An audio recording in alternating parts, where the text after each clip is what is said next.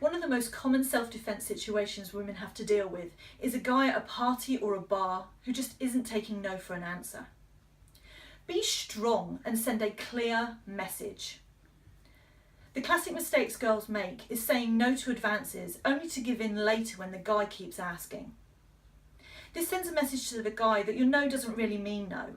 It means persist and press some more, and eventually I'll give in. In their minds, you're just playing hard to get. This may start off with small things, like letting them buy you a drink or going someplace quieter so that you can talk.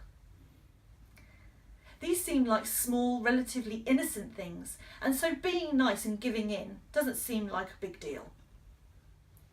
But the precedent that you set will lead to bigger advances that you will feel less comfortable with. And worse, they've learned to ignore your no's, and they think that you don't really mean it. Be strong. It's better to risk hurting his feelings than risk him thinking that your no doesn't really mean no. Typically, other self-defense experts recommend courses of action like knee them in the groin, poke them in the eye, elbow them in the nose. And that's a pretty extreme reaction, and actually, it's assault. And it may also escalate the situation and want him to hit you back. The more appropriate thing is to de-escalate the situation. The other big mistake that ladies make is to act like a classic damsel in distress. And rather than being assertive and sending a strong message, they act delicate and fragile. This encourages some men to want to dominate you. Make sure you send a strong, firm message that you are not interested.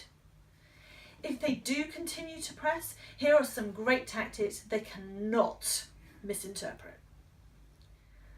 Number 1, walk away.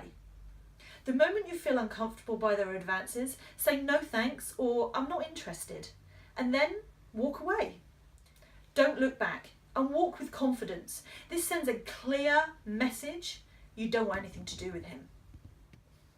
You should always walk to security or a male friend.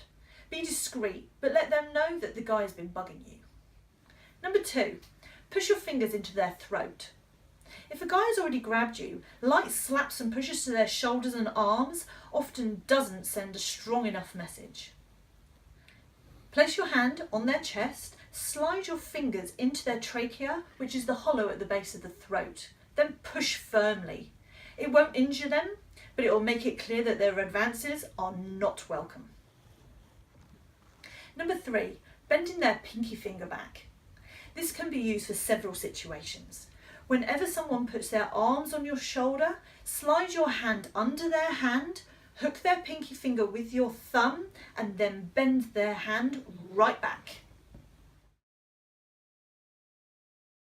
Your goal is to de-escalate or remove yourself from the situation and send a clear, strong message that you are not interested.